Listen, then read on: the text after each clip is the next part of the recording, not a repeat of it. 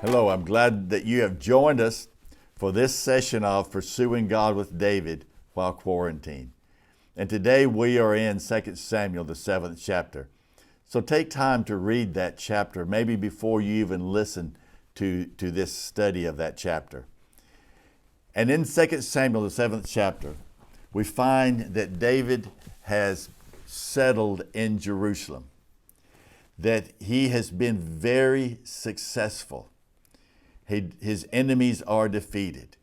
He has a house of cedar that he lives in. And he looks around, but he's not satisfied because the ark of God is still in a tent.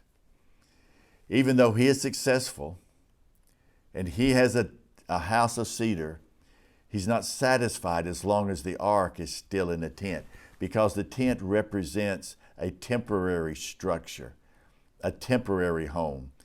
It was in a tent that the ark traveled while the Israelites were going through the desert country, going into the promised land.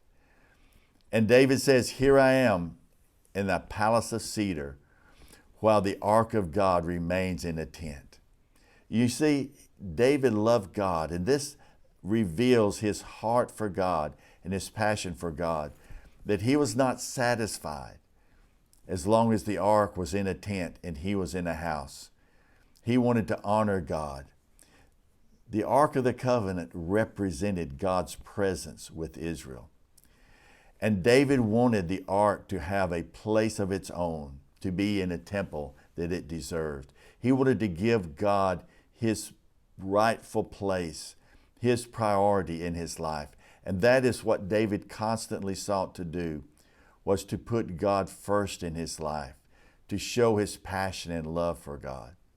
Well, God spoke to David, and he reminded him how he had brought David from being just a shepherd boy, how he had given him success in all of his battles, how David had become the king of Israel because that was God's plan and purpose, that from the time that Samuel had anointed David to be king, that God had put him on that path, and here David is now resting, content, successful, because he is king of Israel, the place where God has put him.